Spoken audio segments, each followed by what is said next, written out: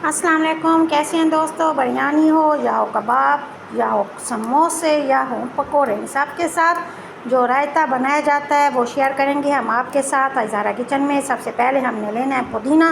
पुदीना के ये देखिए हमने पत्ते तोड़ लेने हैं। ये हमने देसी पुदीना लिया है, छोटे छोटे पत्तों वाला जो होता है वो है देसी पुदीना। देसी पुदीने की खुशबू और इसका जायका आता है बहुत ही मज़े का। अगर आपके पास है तो सही, नहीं है तो फिर विलायती जो बड़े बड़े पत्तों वाला पुदीना होता है वो भी इसमें चल जाएगा। साथ ही ये हमने लिए सब्ज़ धनिया हमने लेनी है आधी कटी, इसे बस रफली सामने तोड़ लेना है। 2 अदद हमारे पास ये है सब्ज़ मिर्च लेनी है हमने बहुत छोटे वाली। और साथ ही ये हमारे पास दही हमने लिया तकरीबन आधा किलो। इसे हम फेंटेंगे नहीं, फेंटे बगैर हमने किस तरह यूज़ करना है अपने इस रायते में, जिससे हमारा रायता बनेगा बहुत ही मज़े का। ये हम लेंगे ग्राइंडर वाला जग। इस जग में हम शामिल करेंगे सब्ज़ धनिया, पुदीना, सब्ज़ मिर्च और साथ ही हम शामिल करेंगे ये हमारे पास दही बहुत थोड़ी सी मिकदार में हम शामिल करेंगे। सिर्फ हमने इसकी बनानी है चटनी।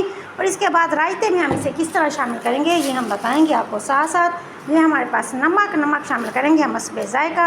और सबसे अहम चीज़ ये हमारे पास काला नमक हमने सिर्फ 1/4 बस इतना सा ही हमने लेना है, ये शामिल कर देंगे इसके अंदर। अब हमने करनी है इसकी चटनी की अच्छी सी ग्राइंडिंग।